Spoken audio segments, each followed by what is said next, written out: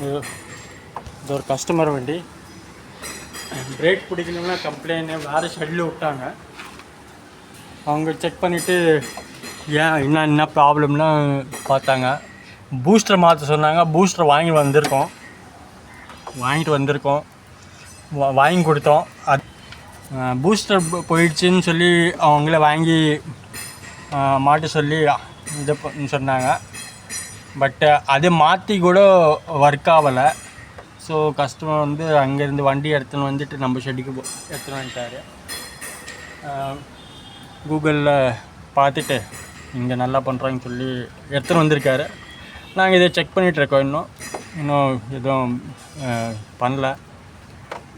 பல பூஸ்டர் பார்த்துட்டு அவங்க மாஸ்டர் சிலிண்டரும் பூஸ்டர் எப்படி இருக்குது செக் பண்ணிவிட்டு அதுக்கப்புறம் அது மாட்டுவோம். இது வந்து ரெண்டாவது வாங்கிட்டு வந்த பூஸ்டரு. இதில் எம்சி செக் பண்ணோம். எம்சியில் வந்து ஆயில் வரல. இதில் வருது. ஃப்ரண்ட்டில் வந்து ஆயில் வரல. ஸோ செக் பண்ணதுல வராதனால பிஸ்டனில் கழட்டி பார்த்துட்டு ஆயில் ஊற்றி பார்த்தோம். ஃப்ரீயாக இருக்குது இல்லையா. இது இந்த எண்டு ஃப்ரீயாக இருக்குது. கொஞ்சம் டஸ்ட் இருந்துச்சு, அதெல்லாம் க்ளீன் பண்ணிவிட்டு இப்போ வந்து டீசலில் வாஷ் பண்ணிவிட்டு திருப்பி மாட்டிட்டு பார்க்கலாம் இந்த ப்ராப்ளம் சால்வ் ஆகுதா இல்லையா. பூஸ்டர் சேஞ்ச் பண்ணோன்னா அன்னெசரி எக்ஸ்பென்ஸு. ஸோ அதே பூஸ்டரில் எம்சி மட்டும் க்ளீன் பண்ணிட்டு மாட்டிட்டு செக் பண்ணுறோம். ஒர்க் ஆகிடுச்சுன்னா ஓகே, இல்லைன்னா நாங்கள் இது எம்சி வரலாம் சேஞ்ச் பண்ணிவிடுவோம்.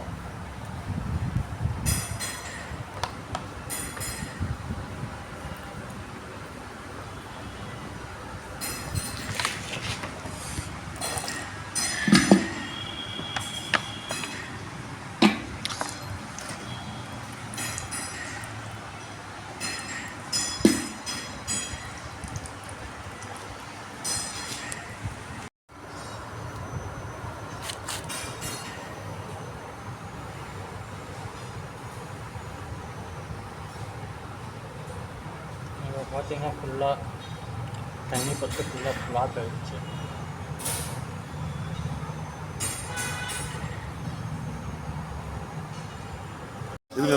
பிரேக் என்சி மாற்றி கூட ப்ரெஷர் வரல.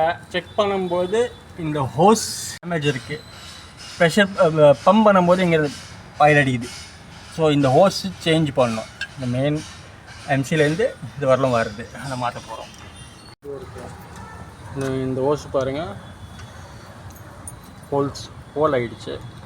1 2 3 இடத்துல ஹோல்ஸ் ஆகிடுச்சு. இந்த ஹோஸ் சேஞ்ச் பண்ணணும். அதனால தான் உங்களுக்கு ப்ராப்ளம் வருது. இந்த ஹோல்ஸ் ப்ரெஷர் வந்து வீலுக்கு போகாமல் இங்கே லீக் ஆகிடுது. ஸோ இப்போ எம்சியில் ப்ரெஷர் டெவலப் ஆகலை. எம்சியில் டெவலப் ஆகுது, பட் வீல் வரலாம் போகலை.